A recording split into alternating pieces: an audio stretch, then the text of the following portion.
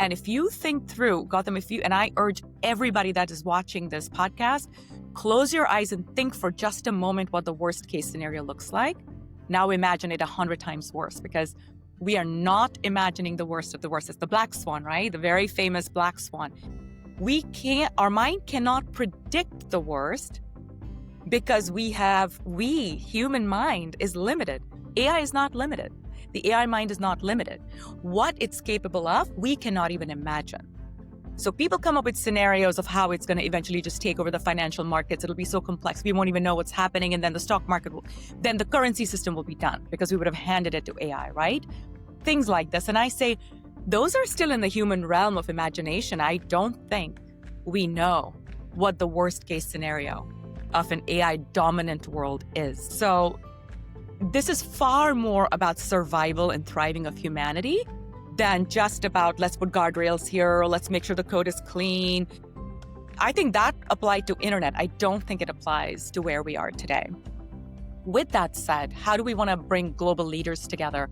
My biggest concern right now is that everyone wants to win the race, right? Anything I read, anything I hear, everybody wants to win the race. And, it's clear if it's US versus China. If China wins the race, US has openly said, we are dead. It's over. It's game over, because whoever wins the AI race, in some sense, becomes the political overlord of the world. And no one's saying it in those words, but that's what it is.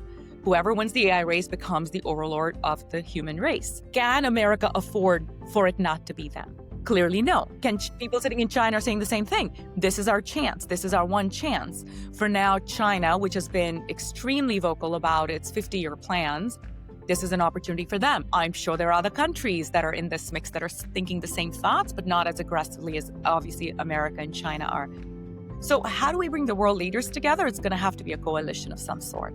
It's again going to have to be having a, world conference where we invite countries where the leaders are equally stressed about the fact that AI from one country could take their infrastructure down, right?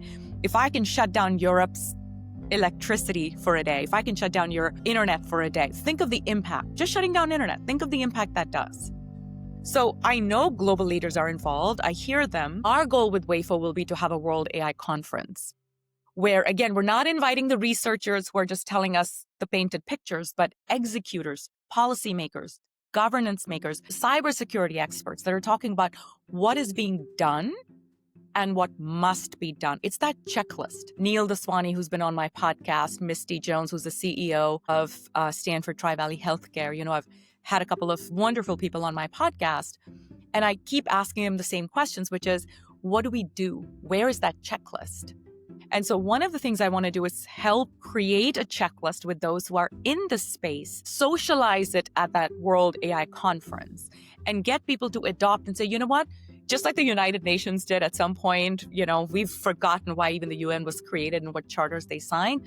But I feel like we need that now for AI, where the countries agree to some kind of rules of AI execution. Absolutely.